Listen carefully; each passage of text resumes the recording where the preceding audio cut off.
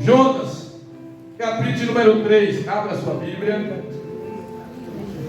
Jonas, capítulo número 3. Eu vou ler alguns versículos aqui para os irmãos acompanharem aí comigo a leitura bíblica.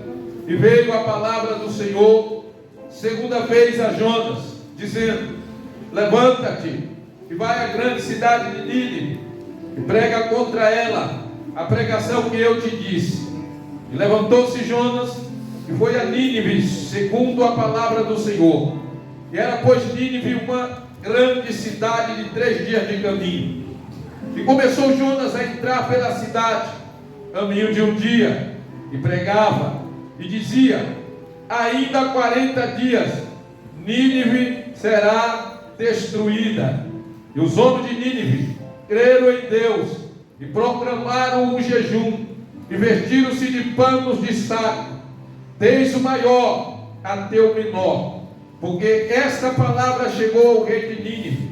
E levantou-se do seu trono, e tirou de si as suas vestes, e cobriu-se de pano de saco, e assentou-se sobre a cinza, e fez uma proclamação, e se divulgou em Nínive, por mandato do rei e dos seus grandes, dizendo: nem homens, nem animais, nem bois, nem ovelhas provem coisa alguma, nem se lhes dê pasto, nem beba água, mas os homens e os animais estarão cobertos de pano de saco, e clamarão fortemente a Deus, e se converterão cada um do seu mau caminho e da violência que há nas suas mãos. Quem sabe se voltará a Deus, e se arrependerá, e se apartará do furor da sua ira, de sorte que não pereçamos. E Deus viu as obras deles, e como se converteram do seu mau caminho, e Deus se arrependeu do mal que tinha dito, do mal que tinha dito que lhe faria, e não o fez. Versículo 11: e não hei de eu ter compaixão da grande cidade de Nínive, estão mais de 120 mil homens, e não sabe discernir entre a sua mão direita e a sua mão esquerda, e também muitos animais. Os irmãos podem se assentarem. Assim encerra esse livro de Jonas com uma pergunta de Deus para o profeta Jonas. Como os irmãos sabem, o profeta Jonas foi um homem, foi um profeta, o qual Deus escolheu para levar uma palavra de arrependimento aos moradores da cidade de Nínive, que eram os terríveis pecadores, que estavam mergulhados no lamaçal de pecado e sentenciados à morte. Mas Deus, irmãos, que é riquíssimo em misericórdia, esperava que, através da pregação de Jonas, aquele povo se arrependesse dos seus maus caminhos, se convertesse ao Senhor e se voltasse para Deus. Aleluia! Porque, como eu disse aqui, que Deus é riquíssimo em misericórdia. A Bíblia diz que a misericórdia de Deus é a causa de nós não sermos consumidos vivos. Misericórdia é Deus não nos dar aquilo que nós merecemos, aquilo que o pecador merece. A Bíblia diz que é da vontade de Deus e nenhum se perca, mas que todos venham ter o conhecimento da verdade. E quem é essa verdade?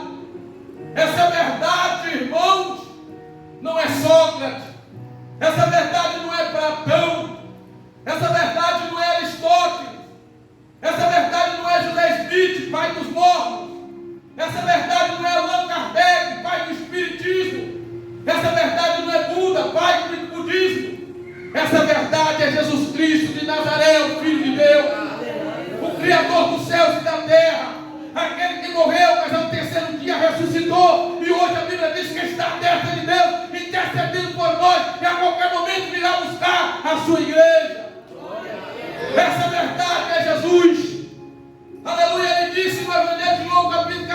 Versículo 16, versículo 6, que Ele é o caminho, Ele é a verdade, Ele é a vida, e ninguém vê o Pai se não for por Ele. Essa verdade é Jesus Cristo, porque Ele também disse no Evangelho de João, capítulo 8, e conhecereis a verdade vos libertará. E se depois o Filho vos libertar, verdadeiramente sereis livres. Essa verdade que é Jesus Cristo, que o mundo precisa conhecer. E Deus escolheu Jonas e deu uma palavra a Jonas para que ele fosse até Nínive. Os moradores de Nínive, a capital da Síria na época, era um dos principais inimigos de Israel. Era um povo sanguinário, era um povo que não tinha dor do outro, matava a sangue frio. Mas Deus, irmãos, e é rico em misericórdia, Ele ia salvar este povo. Olha como Deus é amor, como Deus ama, como alguém pode amar o inimigo. Mas Deus, irmãos, que é riquíssimo em misericórdia. Por isso que a Bíblia diz que a graça de Deus, ela se manifestou, trazendo salvação a todos os homens. Graça é favor imerecido. Graça é Deus que nos dá aquilo que nós não merecemos. Isso é graça ao ponto dele entregar o seu filho para morrer na cruz do Calvário pelos seus inimigos. E Deus dá a palavra para Jonas, dá uma missão para Jonas. Deixa eu te dizer algo aqui essa noite: não fuja da missão que Deus te deu. A palavra aqui essa noite: não fuja da missão que Deus te deu. Deus te deu uma missão, Deus poderia dar a missão para outro, mas Deus, irmãos, te deu essa missão.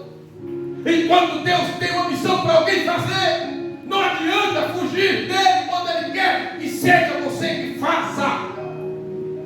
Não tem como fugir. Deus escolhe Jonas, mas Jonas desobedece a Deus, e a Bíblia diz que ele foge da presença de Deus em rebeldia e desobediência. A Bíblia diz que é melhor obedecer do que sacrificar, e que a desobediência é como um pecado de feitiçaria. Quando Deus usa a mulher Samuel para falar essas palavras, foi para Saul, e Deus havia dado uma ordem para ele fazer, executar uma obra, e ele não fez como Deus havia dito para ele fazer.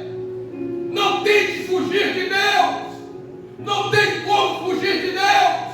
Se Deus te chamou, obedeça. Se Deus te deu uma missão, faça conforme Deus te falou para fazer.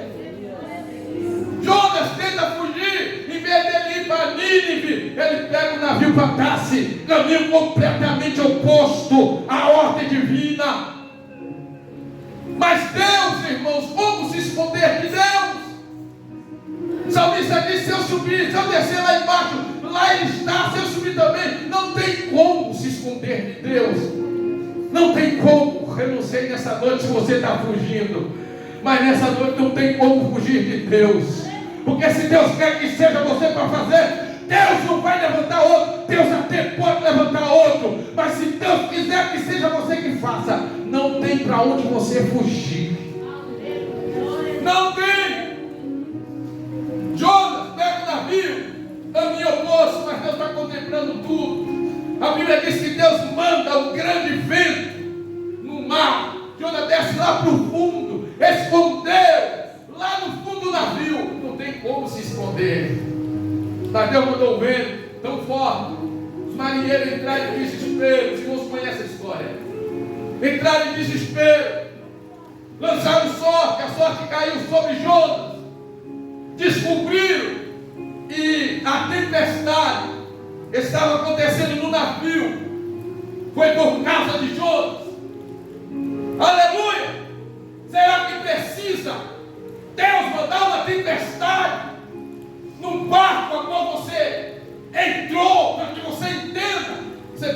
fazer a vontade de Deus. Olha, irmão, muitos perecendo por causa de um desobediente. E Deus deu uma ordem, ele foi para outro lugar. Os marinheiros estavam perecendo por causa de Jonas. Por causa de Jonas. Aleluia, não fuja da responsabilidade que Deus te deu. Não fuja da responsabilidade que Deus te deu. A Bíblia diz que Deus manda o vento, o barco começa a balançar de tal forma, entra em desespero, lança sorte, descobre que é Jonas. Jonas diz: o problema sou eu. O problema sou eu, me lança no mar. O vento vai acalmar, as ondas do mar vai baixar. O problema sou eu. Quando você entender que o problema é você, meu Deus, o vento lá vai acalmar. Porque Deus te deu a missão para pregar o Evangelho. Deus colocou pessoas diante de ti para você falar do amor dele. E até agora você não abriu a boca para testificar das grandezas de Deus. Às vezes a gente espera grandes obras, grandes missões para fazer, aonde há uma alma, há uma missão para fazer. Lembre-se, aonde você estiver, você deve ser boca de Deus, instrumento de Deus para anunciar o Evangelho. Jonas está fugindo, o marinheiro lança Jonas no mar, mas Deus prepara um grande peixe para que ele sugasse a Jonas, engolisse Jonas. Jonas ficou 3 dias e 3 noites dentro do peixe. Quando perguntaram, pediram sinais para Jesus, os fariseus, Jesus disse: outro sinal não dou a não ser do profeta Jonas. Isso ele se referiria à sua morte e à sua ressurreição. Ele dizia: 3 dias, 3 noites, Jonas ficou lá no meio do peixe. Foi preciso Deus permitir esse algo tão doloroso, que a gente vai ver que a oração que Jonas faz, ele estava angustiado dentro do ventre do peixe, 3 dias em escuridão, águas aí por cima de Jonas. Imagine, irmão, você dentro de um lugar fechado, 3 dias, 3 noites. Como que Jonas respirou? Mas não tem jeito. Não tem jeito.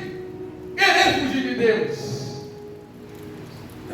Como o Luciano disse aqui, se teu machado caiu nas águas e é emprestado, e foi emprestado, nesta noite, chama o agente Espírito Santo para te ajudar a trazer de volta, e você voltar a fazer o querer, a vontade de Deus.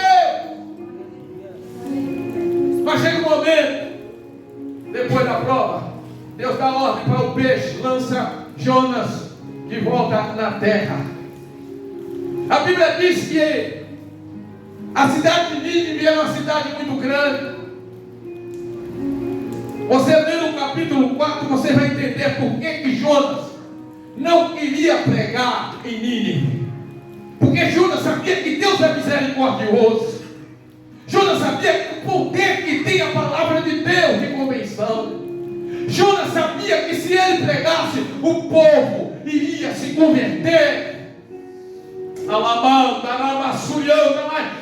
coração duro e a palavra de Deus não tem o poder de quebrantá-lo.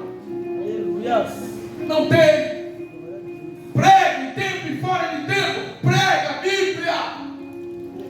Porque com certeza, como Deus disse, assim como a chuva e a neve desce do céu e para lá não torna, mas faz regar a terra e faz produzir da semente ao que semeia e pão que come, assim a palavra que sai da minha boca, ela não tornará para mim vazia, antes farás o que me apraz e prosperará naquilo para que ela foi enviada. A palavra de Deus lançada, ela tem êxito. A Bíblia diz que ela é mais penetrante que a espada de 2 gumes. Ela penetra até a divisão da alma, do espírito, juntas e medula. É rápida para discernir pensamento e intenção do coração. Jonas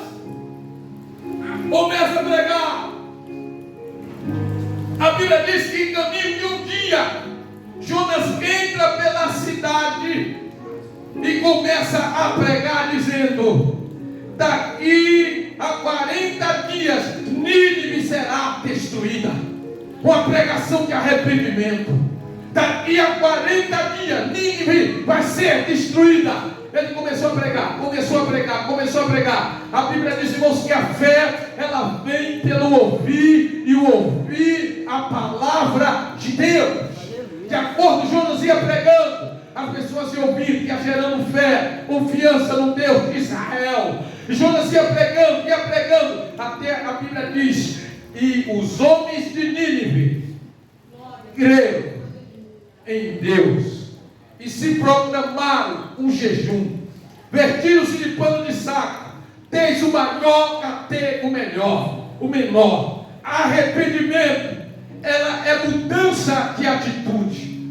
Arrependimento é você estar no caminho, vai indo lá na frente. Alguém diz: você está no caminho errado.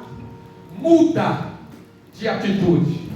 Muda, ela volta. Arrependimento. A Bíblia diz que aquele que encobre as suas transgressões nunca prosperará, mas aquele que confessa e deixa alcança misericórdia. Misericórdia. Veja bem, Jonas começa a pregar, a Bíblia diz que eles creram.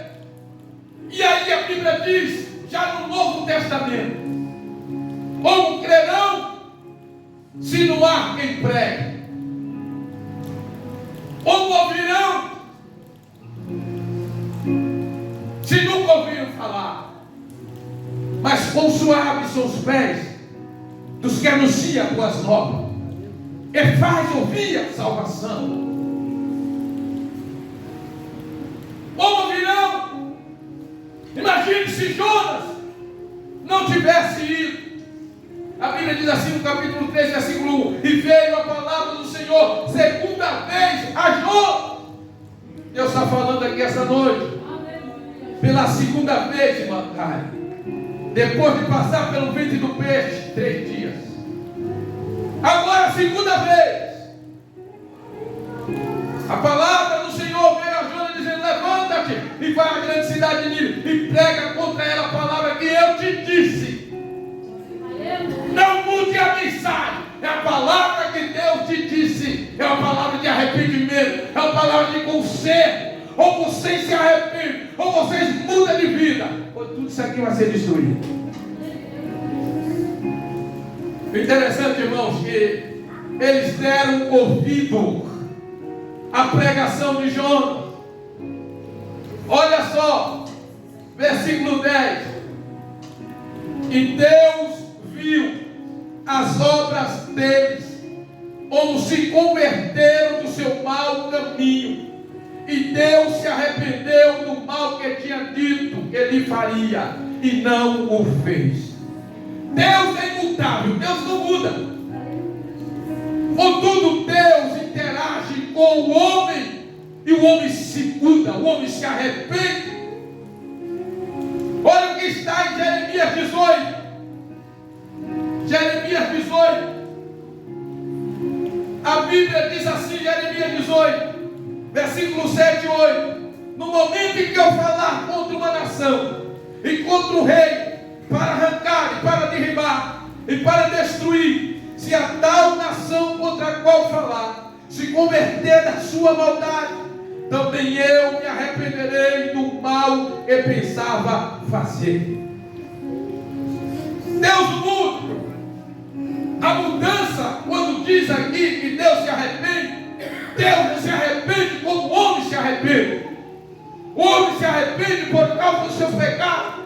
O arrependimento de Deus é mudança de atitude. Se o meu povo que se chama pelo meu nome se arrepender, se converter dos seus maus caminhos e buscar a minha face, então virei do céu, perdoarei os seus pecados e sararei a sua terra. Volto a dizer que Deus é imutável, Deus não muda. Contudo, Deus interage com o homem e o homem se muda. Então houve uma mudança de atitude. Os moradores de Nínive, ao ouvir a pregação, Eles se quebrantaram, se voltaram para o Senhor.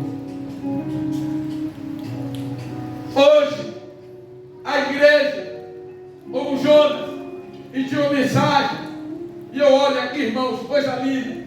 Às vezes as pessoas acham que a graça de Deus, ela só se manifestou no Novo Testamento. Não, no Antigo Testamento, isso aqui é prova clara, e a graça de Deus se manifestava no Antigo Testamento.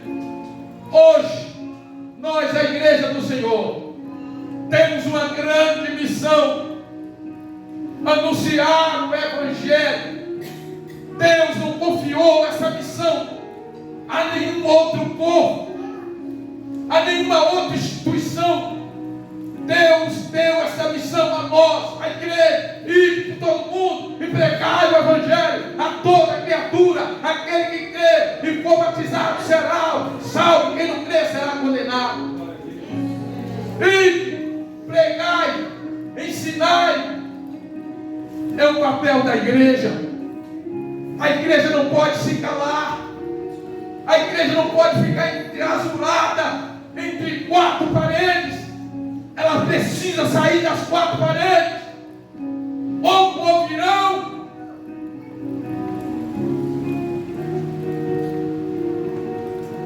Glória a Deus. Aleluia. Essa noite, não fuja da responsabilidade que Deus te deu. A mensagem essa noite é essa: não fuja da responsabilidade que Deus te deu. Deus deu uma responsabilidade particular a cada um, mas há uma responsabilidade que é para todos, de uma forma geral. Tira um tempo para falar de Jesus para alguém. Evangeliza. Não pare de evangelizar. Um dia nós estaremos diante do nosso Senhor. Irmãos, a igreja primitiva, ela passou o bastão para nós. Uma igreja em chama, uma igreja cheia do poder do Espírito Santo, uma igreja que os sinais se manifestavam quando ela pregava, uma igreja que os sinais eram notórios no meio de uma igreja inflamada pelo poder do Espírito Santo, porque havia uma comunhão entre elas, havia amor, como foi dito aqui esta noite. A chama ardia dentro dos três. Essa chama precisa ter dentro de nós. Não deixe que o primeiro amor morra dentro de você. Não deixe, porque quando o primeiro amor ele morre, nós nos tornamos insensíveis para as coisas e para as causas de Deus. Quando o primeiro amor morre dentro de nós, nós não conseguimos mais amar como Deus ama. Porque a Bíblia diz que o amor de Deus foi derramado em o nosso coração. E quando nós amamos, nós queremos que outras pessoas sigam o mesmo Cristo que nós estamos servindo. Não fuja da missão que Deus te deu. Aleluia. Em nome de Jesus, igreja do Senhor, não cruze os braços. Vamos fazer a obra do Senhor, vamos pregar a palavra, porque o tempo está se findando. Olha, irmão, você lê no livro de Atos, você vai ver que para os irmãos não havia limite, eles abriam mão de tudo, por causa da causa de Cristo.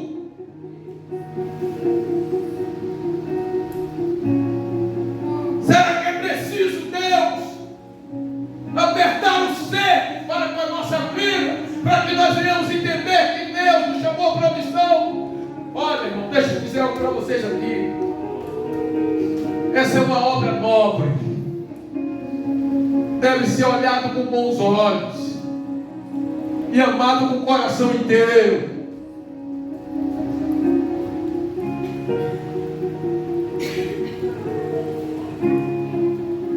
Ame a obra do Senhor. Ame a obra do Senhor. Jesus se entregou por essa obra, pelas nossas vidas. Os apóstolos, discípulos, sofreram tanto perseguidos, seus bens, suas terras, suas casas confiscadas, andavam como peregrinos, mas aonde iam? Iam anunciando o Evangelho, iam anunciando que só Jesus Cristo salva, cura, batiza e leva para o céu. Não deixe essa chama apagar dentro de você, irmã Carmelita. Não deixe essa chama apagar dentro da senhora. Irmã Maria, não deixe essa chama apagar dentro da senhora. Irmão Valdir, não deixe essa chama apagar dentro de você. Irmão Polivaldo, irmão, não deixe essa chama, irmã Karen, apagar dentro de você. Não deixe esse desejo a morrer dentro de você. Porque quando isso morre dentro de nós nos tornamos um morto vivo. Olha, irmão, a vida cristã sem a obra missionária, sem a obra de evangelização, não tem sentido na minha vida. Eu creio que na vida de muitos. Muitos missionários, irmão nossos, estão em cadeias, estão presos, prisão perpétua. Muitos outros estão sendo mortos agora, porque não negou a fé, por amar a Cristo, só por falar do amor de Deus, estão morrendo. Nós estamos sentados nesse banco luxuoso, vamos para casa, vamos ter janta, vamos ter cama, aonde dormir, mas eles não, por amor do Evangelho, estão se entregando. Muitos deles saíram dando ouvido à voz do Espírito Santo para outro país, deixou a família, deixou a esposa, deixou o filho e nunca mais voltou. Mas sabe que vai encontrar no céu. Ame a obra de Deus, ame a obra de Deus. Vai chegar um dia e nós vamos comparecer diante do Senhor. De que forma nós vamos comparecer? Com mãos vazias? Quantas almas você ganhou? Quantas pessoas você levou a Cristo? O que tu fizeste no tempo que Deus te deu? Como administraste o tempo que Deus te deu? O que fizeste com o recurso que Deus deixou chegar até as tuas mãos? Glória a Deus. Não fuja da responsabilidade que Deus te deu. Essa é a missão que Deus, essa é a mensagem que Deus colocou no meu coração aqui essa noite, para transmitir para a igreja. Já é hora de despertarmos do sono. Como Paulo disse, porque a nossa salvação está mais perto do que quando aceitamos a fé. Deus abençoe a igreja. Eu quero ver uma igreja missionária, uma igreja que anuncia a palavra do Senhor. Deus abençoe os irmãos até aqui. E foi o que o Senhor me deu para transmitir para a igreja.